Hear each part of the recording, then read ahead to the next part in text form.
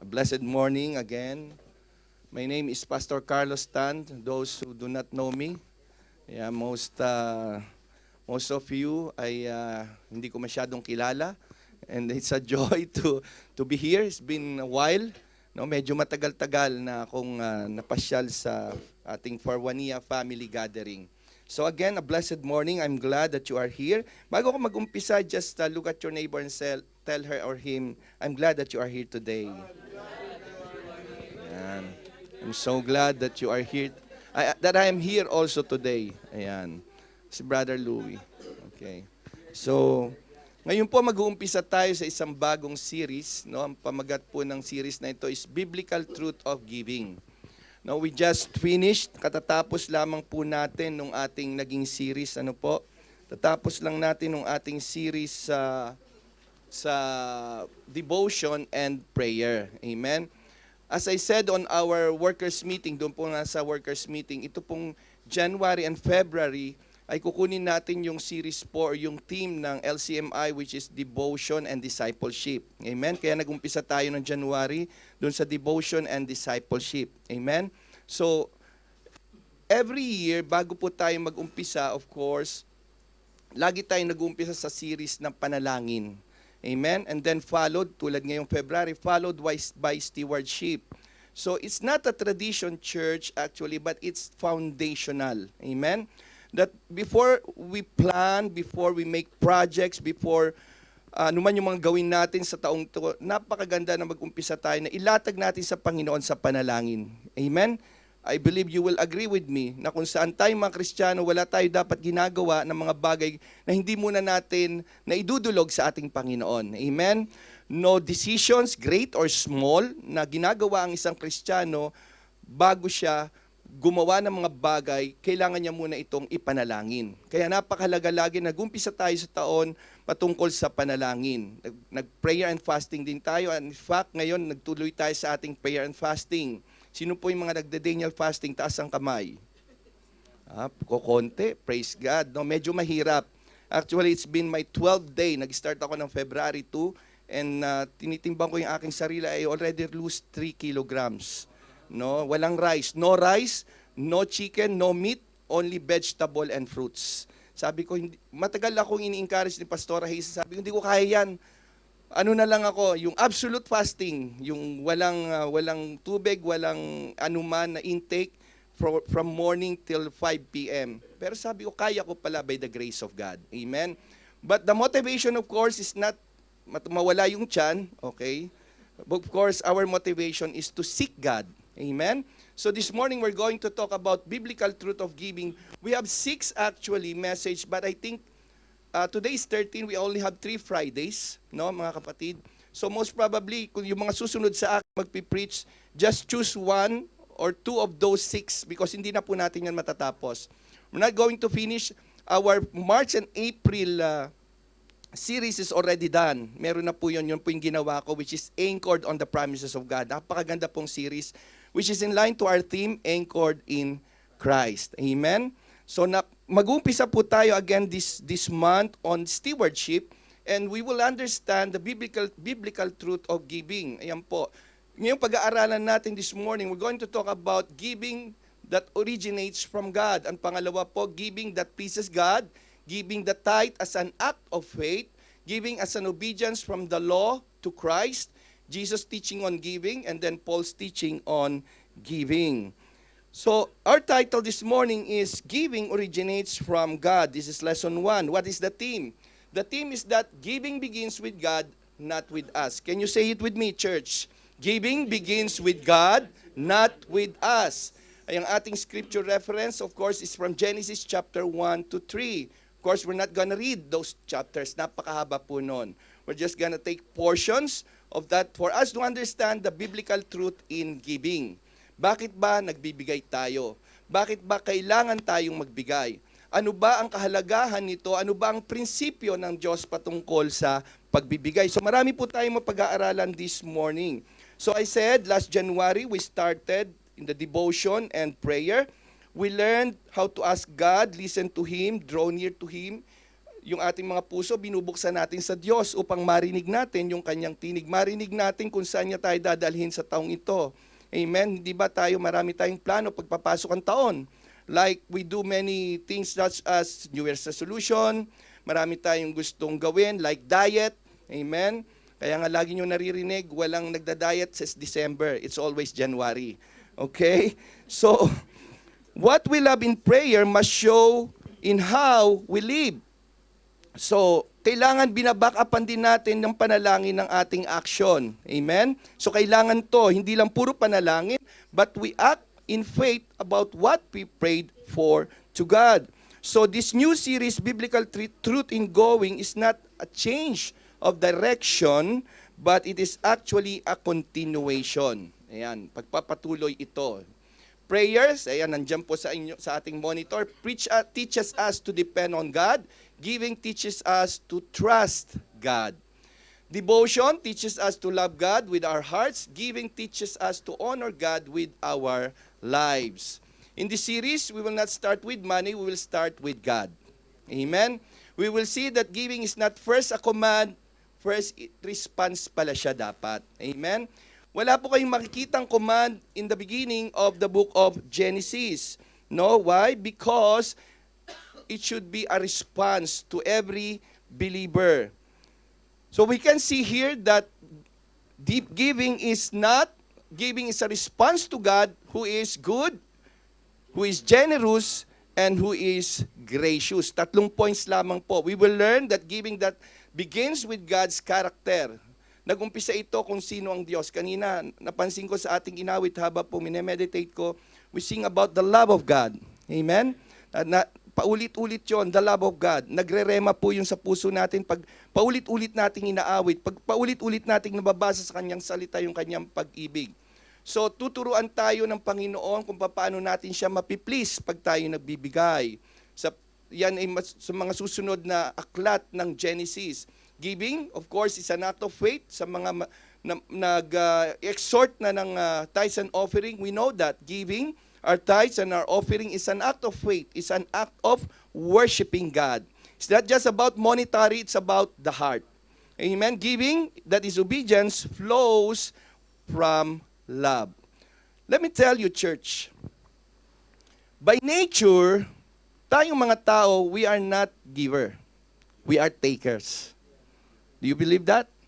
We are takers. We're never givers. But God is a giver. But you know the original design of man before fall, before Genesis 3 comes, is that we are created in the image of God. And if we are created in the image of God before fall, then yung character ng Diyos, ganun din yung character natin. But because we know what happened to this, when Adam and Eve sinned, nakurap po yung original design ng Diyos sa sangkatauhan. And I always tell this na kung saan, do you know that dapat kung hindi nagkasala ang tao, mabubuhay tayo forever. In the Garden of Eden. In paradise. This is the promise of God. And we will study today, mga kapatid, pag-uusapan natin sa umagang ito about the character of God. So, the question is, bakit ba tayo natatakot magbigay? Ayan.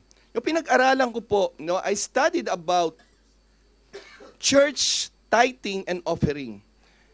Every time we talk about giving, doubt arise in our mind. Right? And I have marami po ako naririnig patungkol, Pastor, sabi nila, ano yan, Old Testament law. No, sabi nung Malakay, yung paborito nating kinukote lagi kapag tayo nag-exhort ng tithes and offering sa Malakay 3:10. No, sabing gano'n, no, di ba, sabi ron, test me on this, if I will not open the floodgates of heaven, that there's no room enough for you to store my blessings. So marami nagre-refute, many Christian refute, I would say Christian, not unbeliever, but Christian, refute of this. And they will watch many and study many on the internet, on Google searching.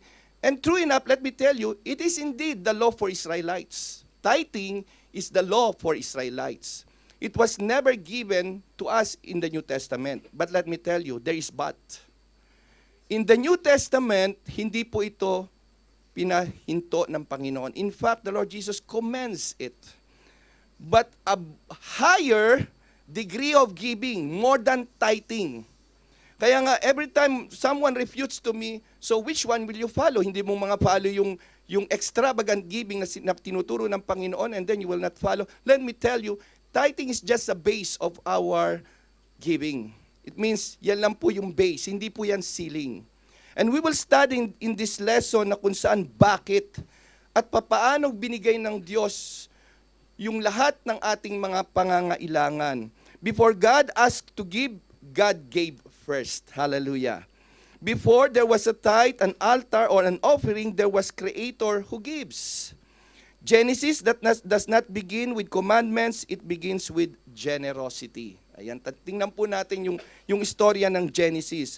So when we think about giving, we are not talking about church system, we are talking about the nature of God.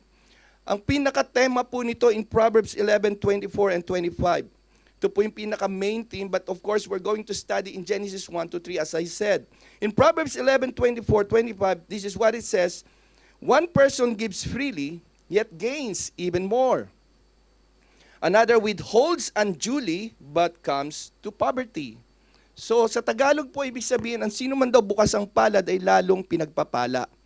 Subalit ang siyang mga tikom, ang palad ay lalong nagkukulang. So you might wonder, Pastor, marami akong kilala kuripot pero ang yaman. No? Maaring gano'n ang mga nasa isipan natin. Marami akong, kaya nga sila yumaman kasi kuripot nga eh. Well, if you will study the biblical truth, or I would say yung pong biblical or kingdom giving rather than the world giving, totally it's always opposite. Amen? We know that kingdom giving is totally opposite to worldly giving. Pero the Bible, of course, as believers, we believe in the Word of God. Let me tell you this. There is truth on this. Kasi ang salita ng Diyos are all yea and amen. One person gives freely yet gains even more. I've seen this in the church. Nakikita ko to sa church, no? Yung mga sa church na generous, laging nagpapakape, sila yung laging may bonus. Sila yung laging may blessing. Pero yung gusto laging sabit lang, laging kulang. Nakita ko to sa Hawali. No, may mga kapatid na kung saan, ewan ko, nare-rebuke, okay, tamaan, kung sabi nga bato-bato sa langit, ang tamaan, ikaw na nga. Ay, kung sinasabi, kaya nga mga kapatid, minsan-minsan, magpakape naman kayo. Huwag naman masyadong laging tikom ang palad. And this is reality. No, I've seen in the church, those generous, lalo silang binibless because their principle is true. Because that is the Word of God. Amen? Yan ang salita ng Diyos.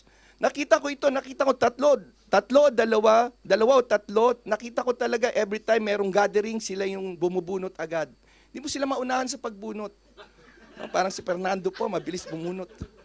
No, pero nakikita ko how the Lord blessed them. No, in their workplace, lagi silang may bonus. Kahit ang dead ang sales, sila nakaka-target. Nakaka-bonus sila because there is truth in that word of the Lord of God. At yung mga kuripot naman, sabi ko nga, sila yung laging parang kapos. A generous person will prosper. And sabi rito, whoever refreshes others will be refreshed. Proverbs 11:24 teaches that generosity leads to prosperity.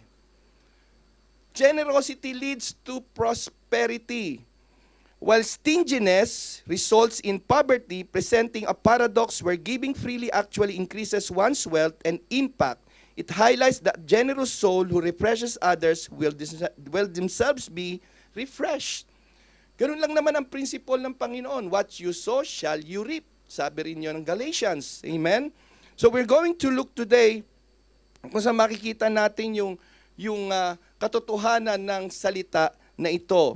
A law of sowing and reaping. This verse operates on a spiritual principle similar to planting seeds. Scattering seeds or giving leads to a larger harvest. Kung gusto mong umani ng marami, magtatanim ka ng marami. Amen? Don't expect blessing from God if you yourself is not sowing. Hindi ka nagtatanim, don't expect na may aanihin ka. And God always wants for us to harvest plenty. Yan ang nais ng Diyos. This verse also represents or says about stewardship versus ownership. If we understand that everything in life, lahat ng meron tayo, do you believe that's all is a gift from God? It's a gift from God. Our life, our breath, our jobs, yung ating lakas, lahat yan galing sa Panginoon. No, biblical po yan. In Deuteronomy, sabi ng Panginoon, kaya ka merong kita, kaya ka may wealth, because I give you strength. I give you health for you to work. So lahat ng bagay ay kung tutuusin, stewards lang tayo. We don't own anything in this world. Sabi nga ng Job, naked I come into this world, naked I shall depart.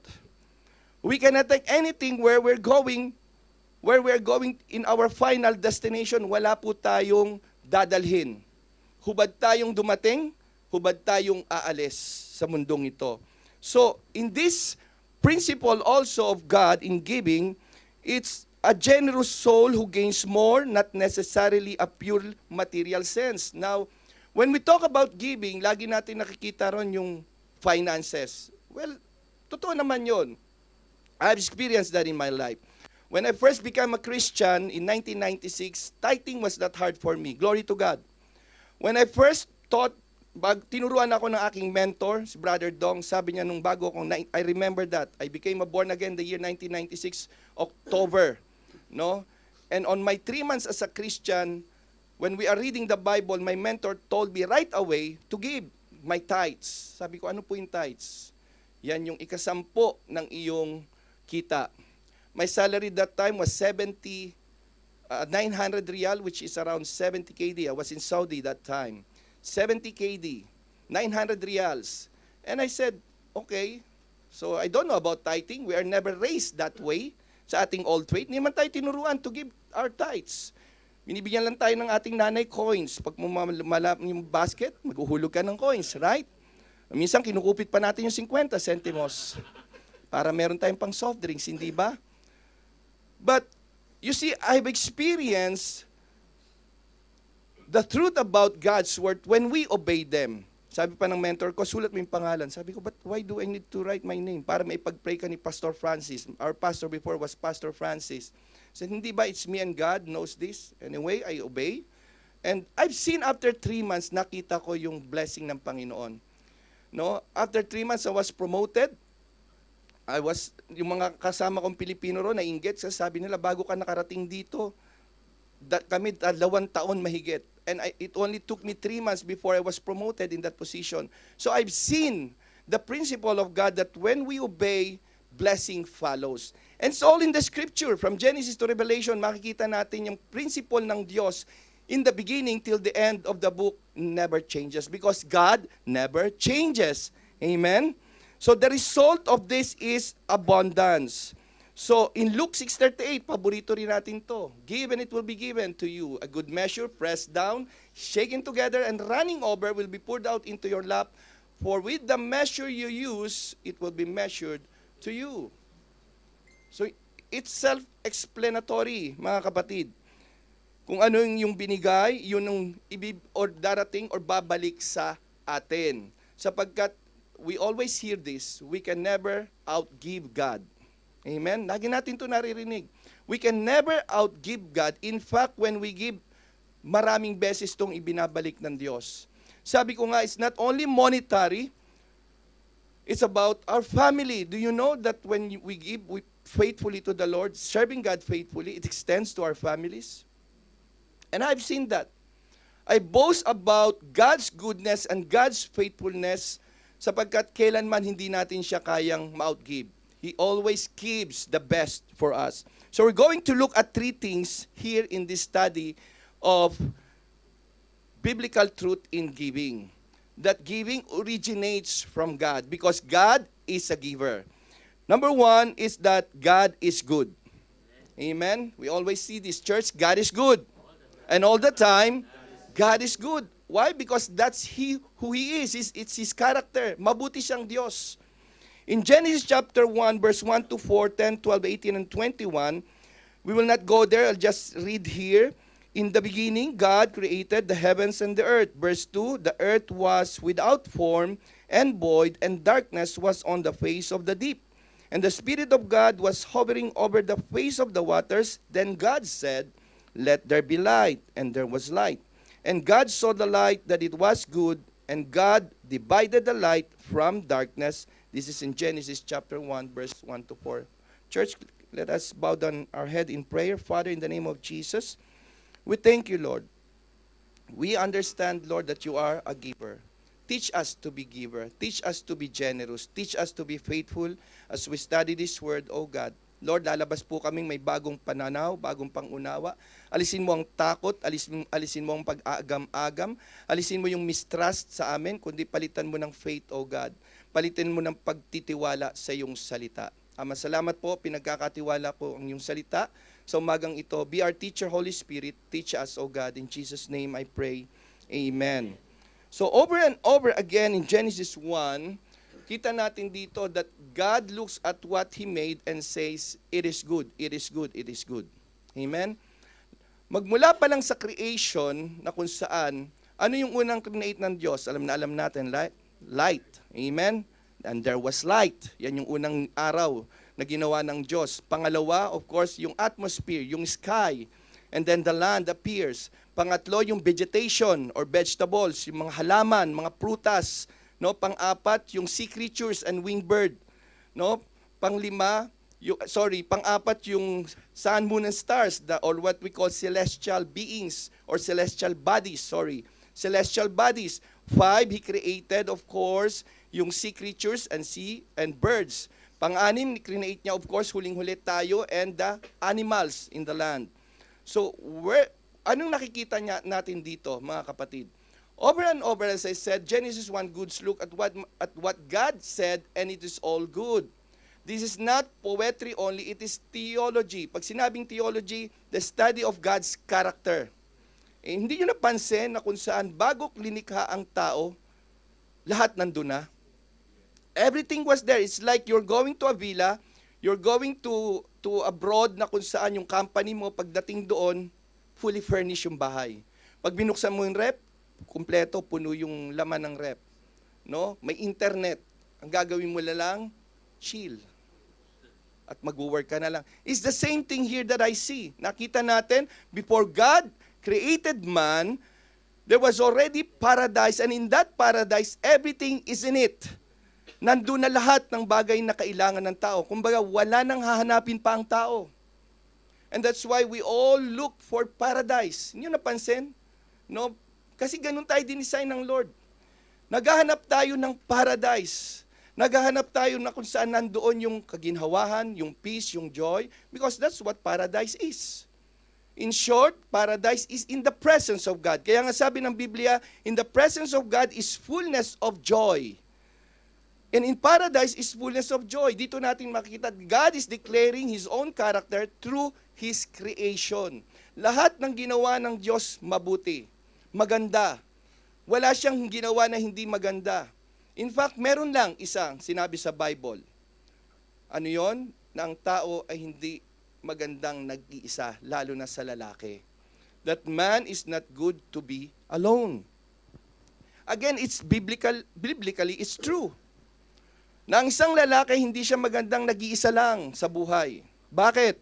According to study also, alam nyo ba, na mga lalaking walang kabiyak or walang asawa, they are more prone to alcohol abuse, drug abuse, and sabi ng study in Gallup poll, 85% of men who are not married tend to be in jail. Nakukulong, no, dahil sa kanyang walang pumipigil sa lalaki. Sa mga BHR na, building healthy relationship, sa mga nag-post encounter na, alam nyo to. No? Why? Because men, by nature, we are adventurous. We are explorer. Hindi si Dora ang explorer, tayo ang explorer. Okay? We are explorer by nature, at pag walang pumipigil sa lalaki, no, napapasama siya. Sino bang sumusundo? Pag naipunta ka sa inuman ng hanggang alaunan madaling araw, di ba? Asawa? Di ba? Asawa, that's the truth. Kasi biblical yan, it is not good for man to be alone. Because when a man is alone, he is more prone to distraction. No, hindi ko linalahat, but sabi nga ng study, and this is true study, 85%, pero tingnan niyo mga babae, they can live single for life. Kaway-kaway sa mga single. No? And most of the time, single woman, alam nyo, sila yung mga nagiging principal ng school, librarian. Totoo to. Di ba naalala ko nung elementary ako, yung aming principal, ang sungit, matandang dalaga kasi. Pero principal, di ba? So there's truth in all God's creation, mabuti, except that's why He also initiated fellowship. When God made woman out of the ribs of Adam, He instituted fellowship. That's why may kasabihan tayong no man is an island. Kailangan natin ng isa't isa. Why? Because we are better together. Amen? Yan yung ating motto sa ating mga life group. So we learn something from the story na kung saan sabi ko nga, before God created man in His image, kompleto na. It's already complete. God provided everything man needed before He ever asked man to do anything. Anong pinapakita rito ng Diyos? God is not a taker, He is a provider. Amen? He did not say, serve me first, then I will bless you. Hindi ganun ang ginawa ng Diyos. He said, binigay ko ang lahat sa iyo, then serve me. It's the same thing when the Lord Jesus Christ saved us, hindi naman tayo pwedeng maglikod. Before discipleship, there must be devotion first. Amen? You cannot disciple others if you yourself is not devoted to God. If your life is not surrendered fully to God. Kaya napakahalaga ng pinag-aaralan natin na ito. In Psalms 145 verse 9, it says, the Lord is good to all, and His tender mercies are over all His works. Tayong lahat, no? Lahat tayo, most of us here are parents, right? And we want to give our best for our children. Sa mga nanay pang may mga maliliit na bata, nakita ko today, wow, ang daming bata rito, praise the Lord. Mga next generation, no, napupuya tayo sa paghahanda, di ba, ng kanilang gatas. Ayan, sa mga may nag-aaral na, mga toddler, napupuya tayo sa paghahanda ng kanilang pagkain. Why? Because we want them to experience na hindi sila magugutom. In the same manner, God has the same love for us. That gustong ipakita ng Diyos yung kanyang character of who He is. He is a provider, He loves us, He protects us from all harm and from all danger. Dito pinapakita ng Diyos Church na kung saan simula pa lang ng creation, pinapakita na ng Diyos na kung saan lahat ng pangangailangan ng tao ay kaya niyang abutin. In fact, literally, as I said, going back to creation, we can see right away, wala nang hahanapin pa ang tao. That's how good He is. But now, how did God show His goodness? By being generous. Amen? God is not only good, God is also generous. Sabi mo sa katabi mo, God is generous. Ayan. In Genesis chapter 1, verse 26 through 28, then God said, let us make man in our own image, according to our likeness, let them have dominion over the fish of the sea, over the birds of the air, and over the cattle, over all the earth, and over every creeping thing that creeps on the earth. So God created man in His own image. In the image of God He created him. Male and female He created them. Then God blessed them, and God said to them, be fruitful and multiply. Be fruitful and multiply. Ito ang unang-unang command ng Diyos sa tao.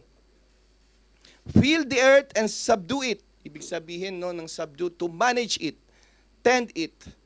Okay? Kaya tayong lahat, no, we are all managers.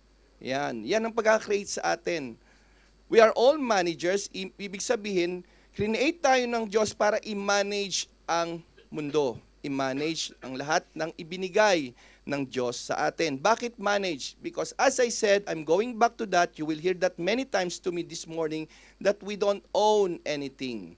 We are just managers. Ang ating boss, ang Diyos. Amen. Many times in the book of Colossians, amen, Thessalonians, sabi ron ng Panginoon, when we do whatever we do or drink whatever we eat or drink, do it for the Lord. Because our employer is God Himself. We are just managers. Yan ang utos sa atin, to subdue it. Have dominion over the fish of the sea, over the birds of the air, and over every living thing that moves on the earth. Dati ang mga leon, yung mga mababangis na hayop ngayon, like the feline family, no, hindi sila carnivorous. They are all herbivores. Genesis 2, basahin nyo sa verse 9. Maging tayo, actually, vegetarian ang tao nung araw. Alam nyo ba yon? Before the fall, hindi pa binigay ang mga hayop, okay, yung mga cattle, yung mga cow, no? And sabi ng Panginoon, have dominion over the lion, have dominion over the cheetah, have dominion over all the living creature. Pero ganyan ba nangyayari ngayon? Subukan mong lumapit sa leon. Tingnan ko lang, baka hindi ka maging lunch. Lumapit ka sa leon. Subukan mo kung didila-dilaan ka lang or mapipet mo ba siya. Oy, ang cute naman ng leon. No, sabi ng Panginoon, have dominion. I have dominion over you, ha? Behave. Hindi mo pwedeng ikuman ngayon. It's because of the fallen world that we live in. Because when sin came, everything was corrupted. Amen. Lahat. Nawala yung tinatawag na pagkakaayos, nawala yung design that God and then man, and then under man, all creatures are under man. Pero wala sigurong maglalakas loob na lumapit sa leon, sabi ko nga, in this time around. Pero noon, sino ba nagpangalan lahat ng hayop? Exactly, Adam. Lumalapit sa kanya. O, pag sinabi ni Adam, sabi ng Bible, okay, leon ka, leon. Okay, giraffe ka, matangkad ka, giraffe. Okay, and that's what become their name. Di ba sabi ng Bible yon? So, binigyan tayo ng dominion.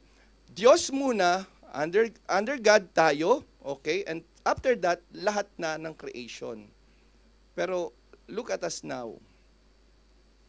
We live in a world that is so corrupt na kung saan even the weather is abnormal. True.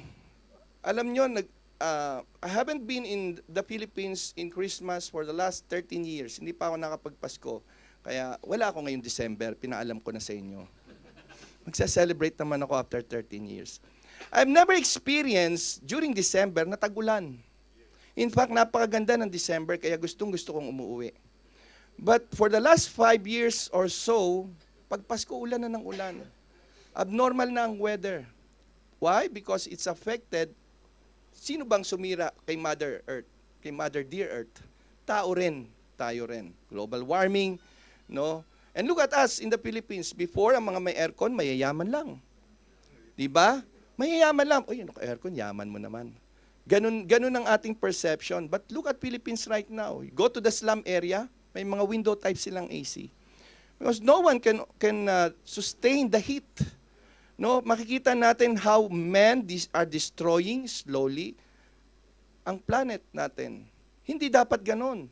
Why? Because we're not able to manage Earth. In fact, sinisira niya ang mundo. Yung ozone layer natin, that's why abnormal na ang lahat. Nakita mo yung mga bansang hindi umuulan, binabaha na rin ngayon. Well, anyway, we cannot avoid those things because it's part of this fallen world. But then again I said, we can look at this still that God is generous. God did not give Adam a small corner of the earth to manage. He gave the whole earth to manage. He gave him the whole paradise. He gave him authority. He gave him his purpose. He gave him companion. Sabi ko nga kanina, or fellowship. God did not create man just to survive. He created man to flourish. Yan, kaya nga sabi niya, no, yung Genesis 1:28, pakilipat po, makita natin diyan yung akala natin yung pagpapalago, no, it's not a curse, it's actually a blessing. The first command to mankind, be fruitful and multiply, fill the earth and manage it, as I said, it's actually, no, it's a blessing. Kaya nga, by nature, again, men, tayo gusto nating mamunga, hindi ba? Tingnan nyo ang cycle of life. Okay? Bata ka, mag-aaral ka, mag-aasawa ka, magkakaanak kayo. No? It's part nung design ng Diyos sa atin. Okay? Abundance and multiplication is God's design. Stagnation and barrenness is never God's design. I'm talking about literally and spiritually. It means that when we become a Christian, dapat meron tayong dinidisciple. We must have someone that our life can be passed on to that person. Sa ating church, lagi ito niya naririnig, of course, babae sa babae, lalaki sa lalaki. Because that's part of God's design for men to flourish, not to thrive. Tingnan nyo minsan madalas tayong nagrereklamo, especially sa mga lalaki. No? Tayong mga lalaki, I don't know, no? Kasi yung asawa ko hindi ako pinagluluto. Yung asawa ko hindi ako pinaglalaba. Yung asawa ko hindi ako pinagbabaon. You want to change that? Gusto nyong baguhin yon, mga asawang lalaki? Pero praise God kung lahat ng binanggit ko kabaliktaran, ha? Pero most of the time, ito yung maririnig nyo. You know why?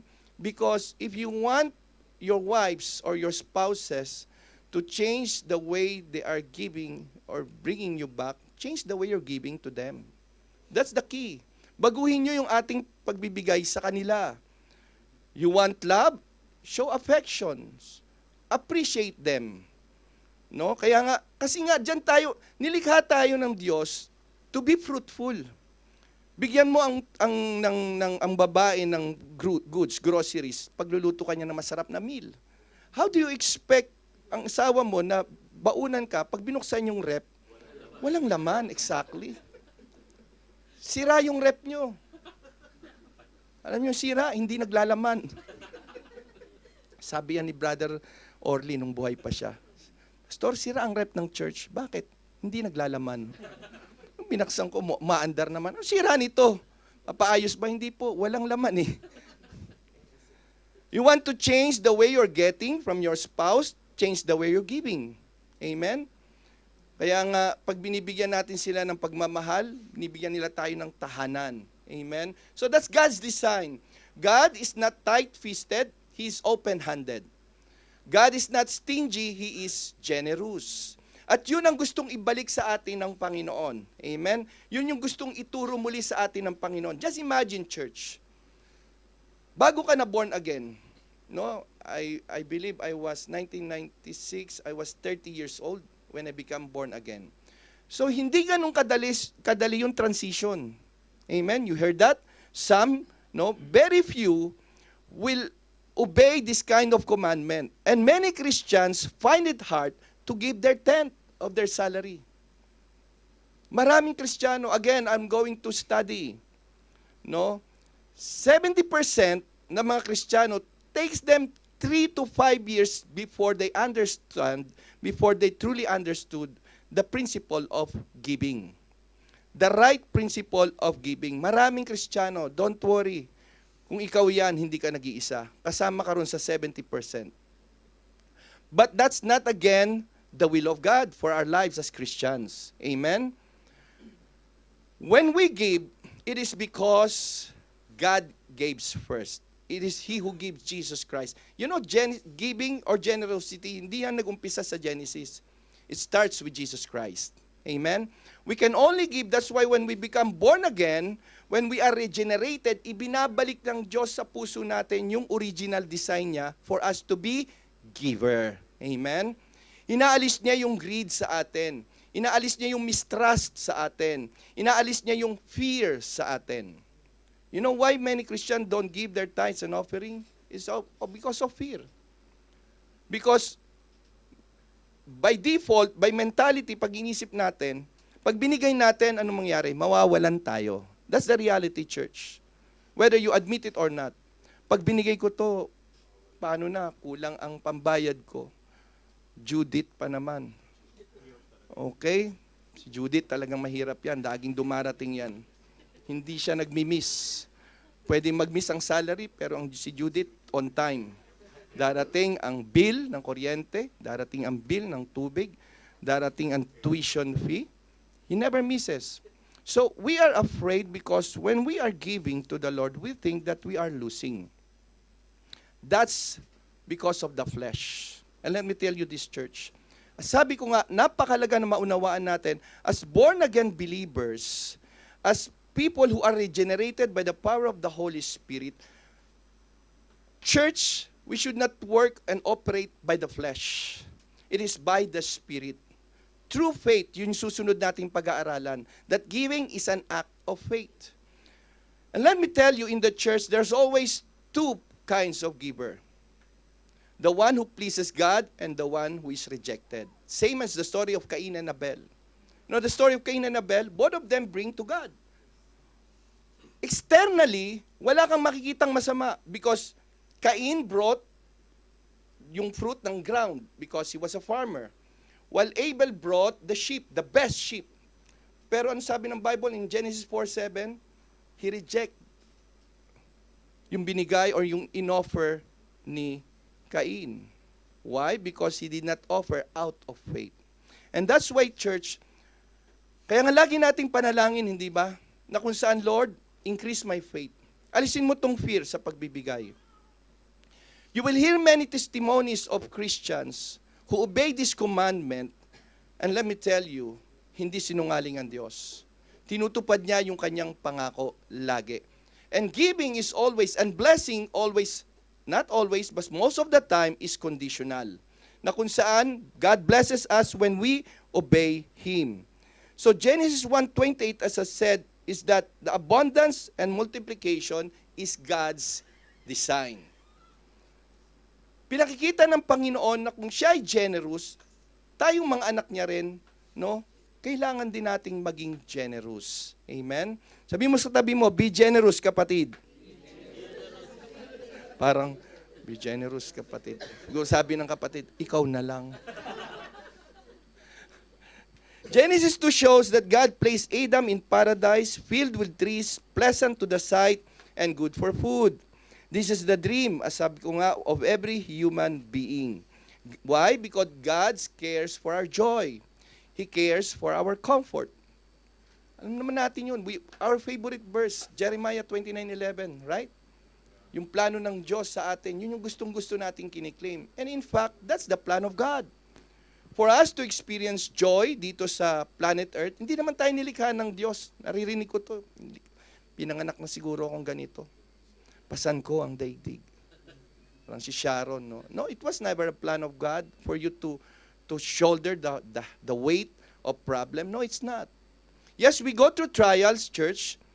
I'm not saying, naririnig ko pa to, no, sa mga kapatiran. Hindi ako magtatights kasi napupunta lang yan sa pastor. Napupunta lang yan sa mga pansarili nilang gastusin. You know, I've heard so many things. Don't worry, wala pa akong jet. No, you've seen many pastors in the US, in the West, even in the Philippines. May isang pastor doon, may sariling jet. You know who I'm talking about. But see, the principle of God, when we give, we are not giving to man. Dapat yung tandaan yan.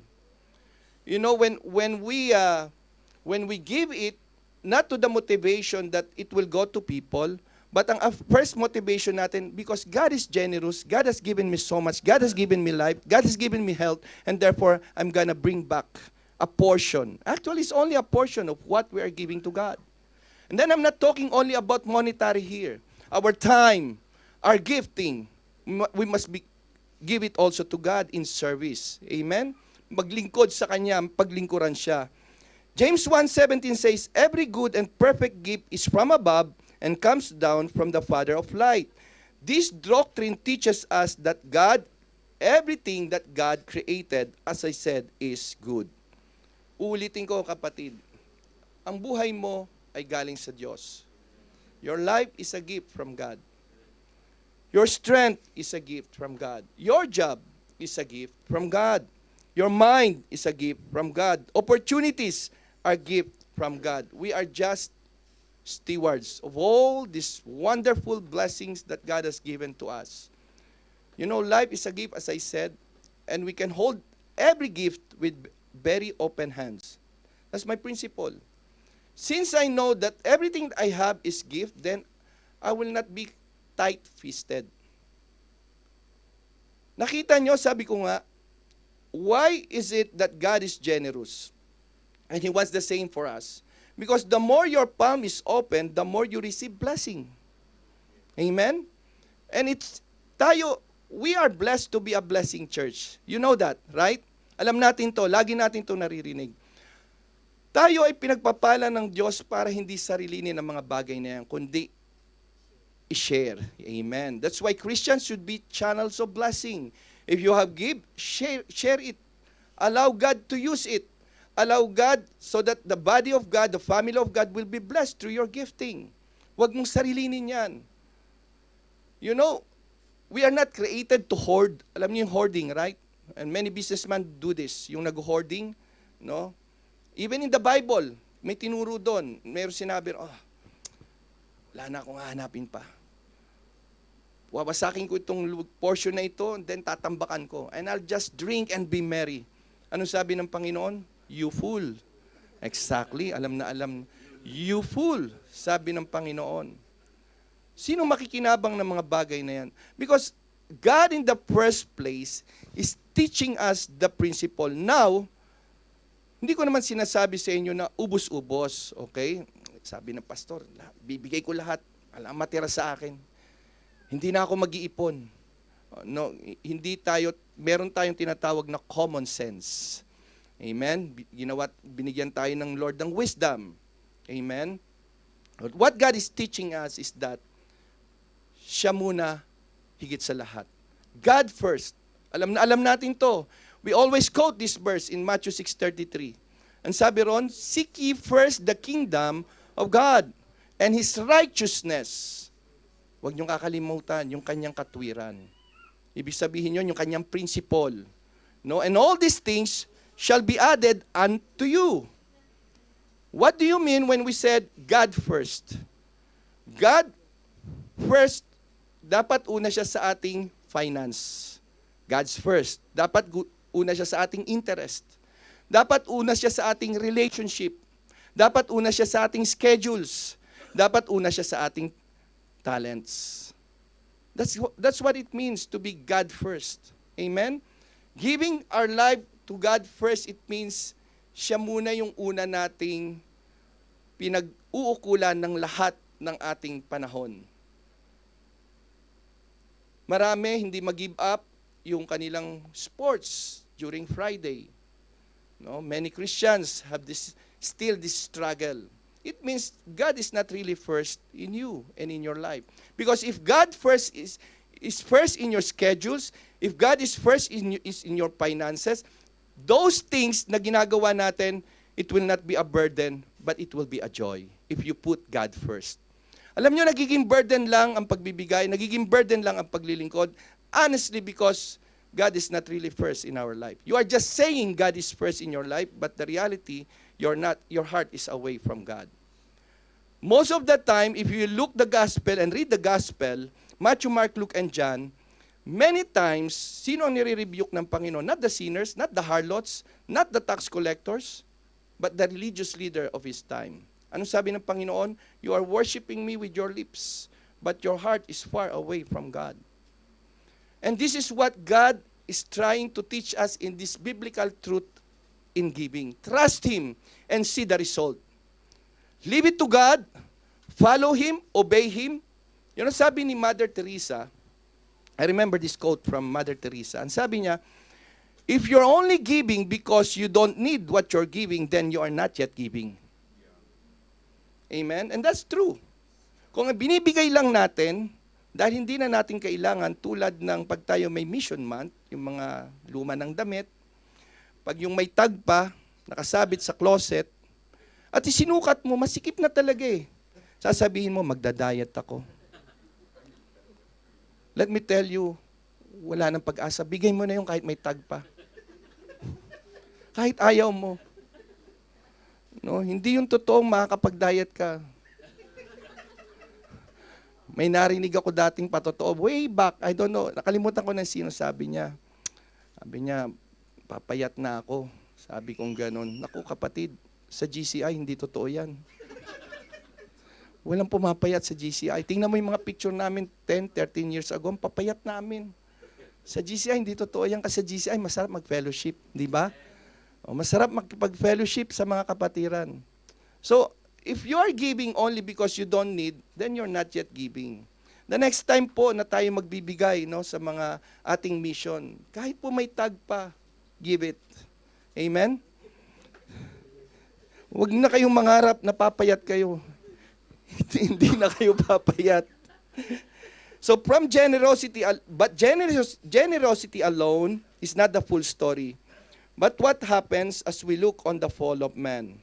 So God is good, God is generous, and God is gracious. Ito po yung huling point natin this morning.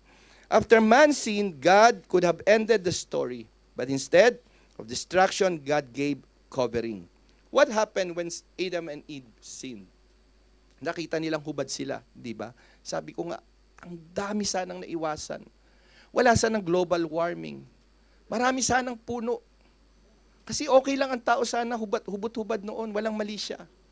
No, hindi mo na kailangang sumira ng mga puno, ng mga gumawa. Alam niyo, ang dami sanang na-save. Planet Earth could have survived kung talagang nakita niyo po yung chain reaction ng kasalanan.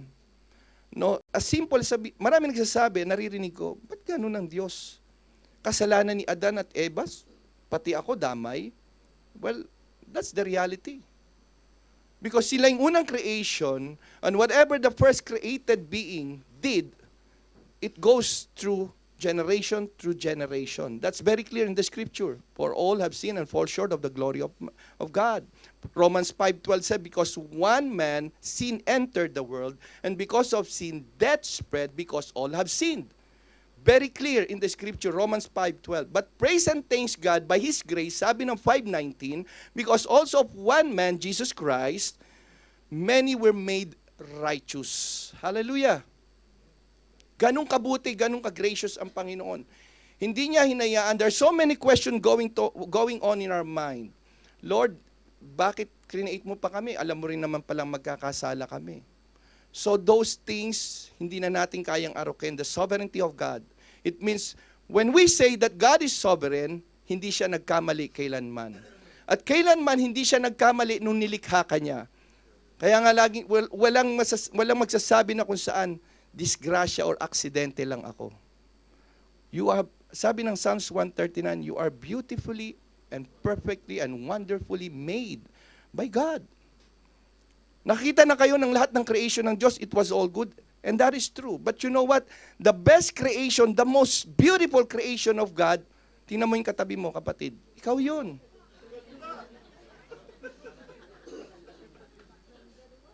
Kaya nga, alam nyo, sa mga Kristiyano, hindi ako naniniwala doon sa mga retoritoke. Dapat pag Kristiyano ka, hindi ka dapat na insecure sa mukha mo.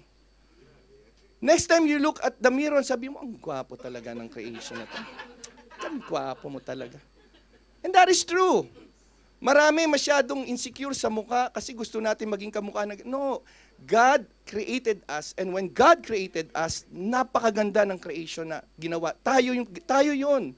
Kaya nga sabi ng Bible, we are the apple of God's eyes.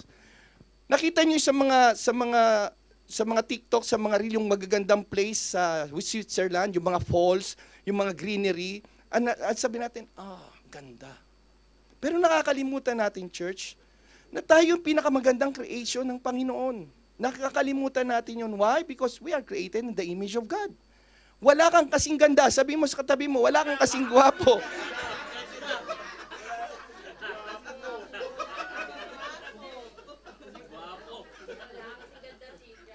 Wala kang kasing ganda. Dapat ganun. No, hindi tayo dapat nadulungkot. Patangos yung atin lang, no. Ewan ko, hindi naman siguro nanonood asawa ko. Matagal ng pangarap ng asawa ko magpatangos ng ilong. Sabi ko, ang cute-cute ng ilong mo, aayusin mo. Ganda na niyan, ganyan ka-create ng Diyos. Unique ka. Sabi kong ganun.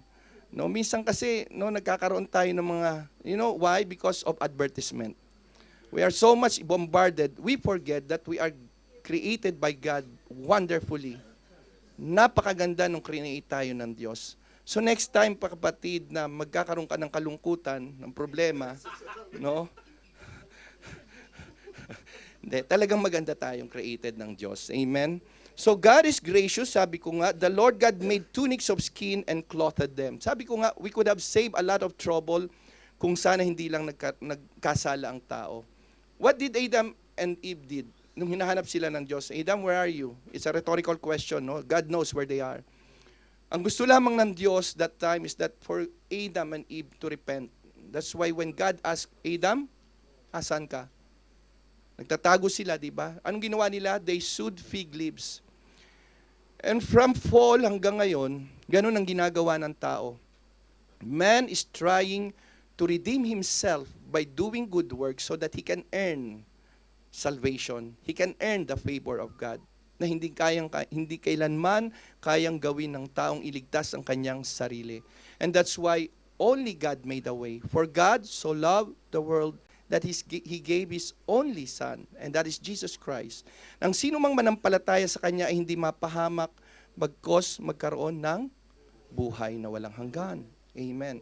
And church, let me again tell you, when we talk about eternal life, hindi yan sa kabilang buhay lang. No?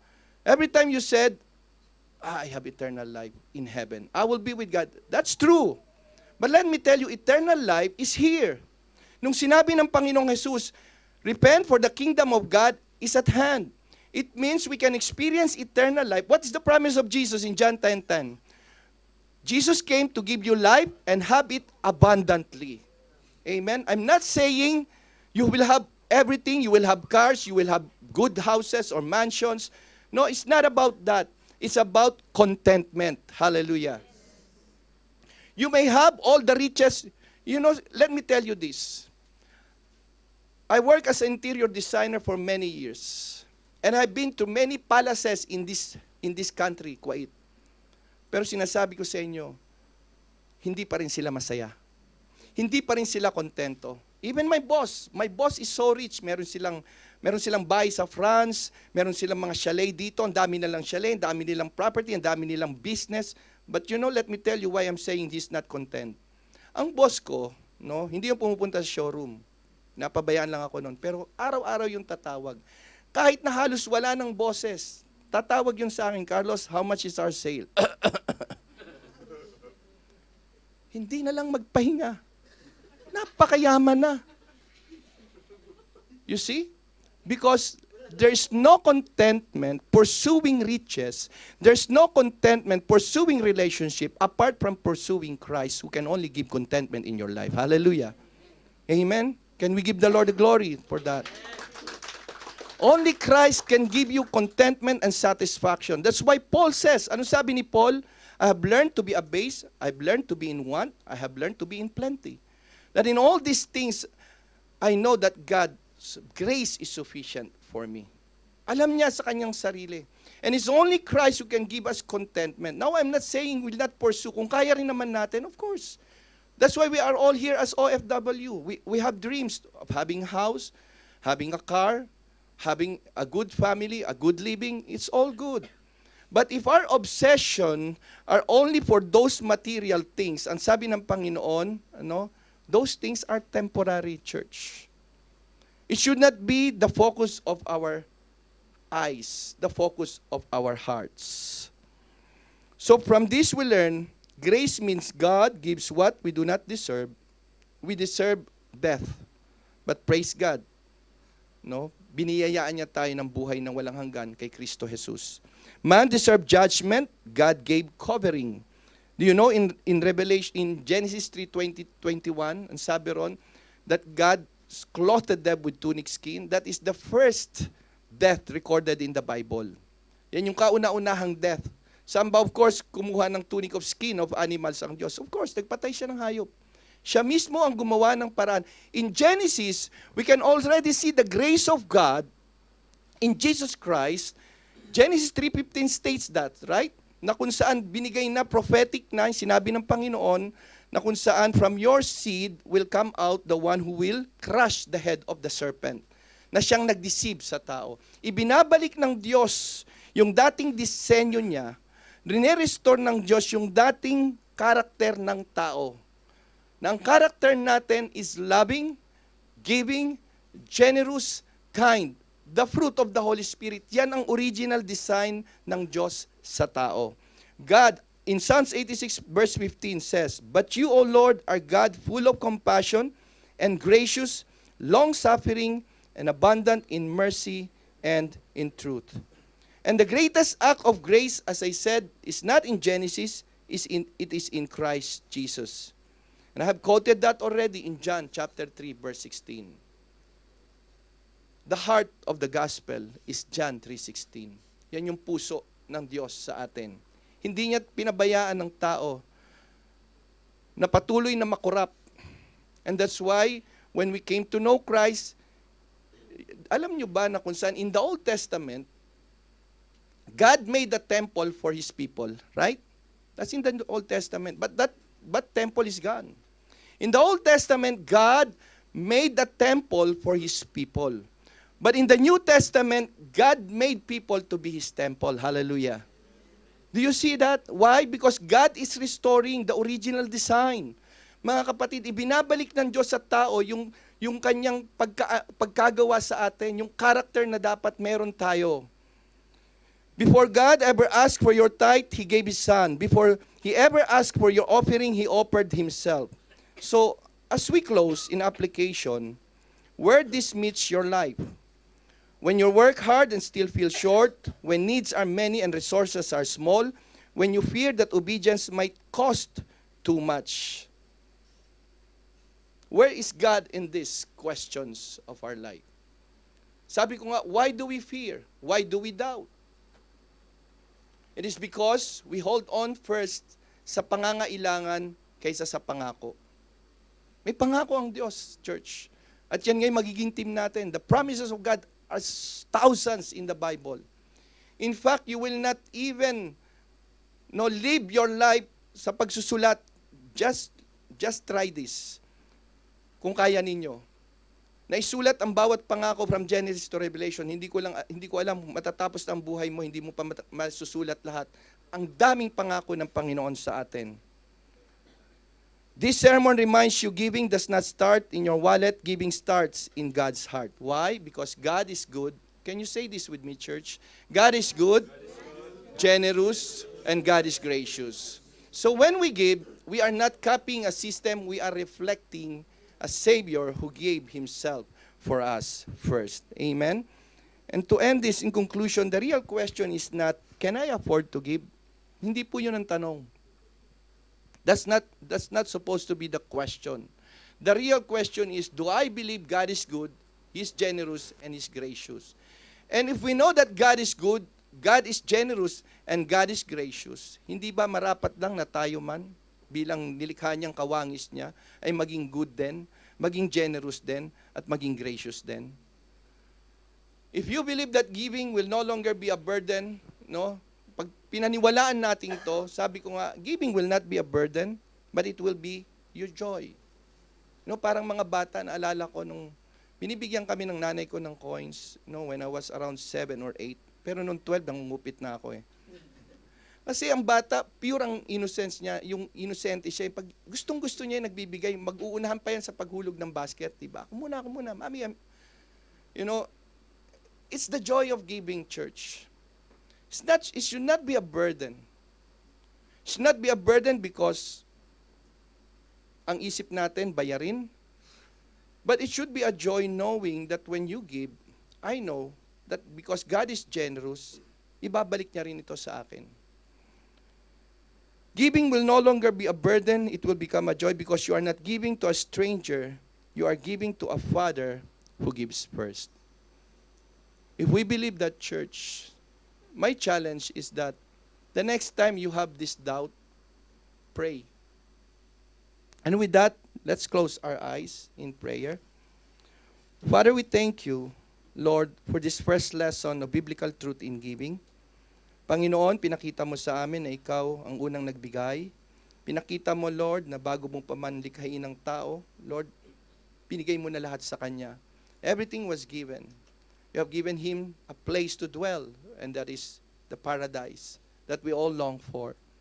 But Lord, because we sinned, nakita rin namin yung consequence ng mga kasalanan ito. But Lord, it is my prayer today, this morning, to change our hearts, particularly in giving of our time, giving of our service, giving of our finances to you. Lord, thank you for reminding us that we are just stewards of your manifold blessing to us. And it is my prayer sa lahat po na nakarinig ng salita mo, Lord, to obey this, even though sometimes truly it's challenging because we have needs. But Lord, I claim your word, O God, that you will provide all our needs according to your riches and glory in Christ Jesus. Teach us to be generous, Lord. Teach us to be, O Lord God, lovers to give, to love to give, O God. Panginoon, teach us to be cheerful in giving. Father, thank you for reminding us, Lord, na ikaw muna ang unang nagbigay sa amin. Sa iyong papuri, sa iyong pasasalamat, sa iyong pagdakila at sa iyong pagsamba, sa pangalan ni Jesus, ito po ang aking dalangin. Amen and amen.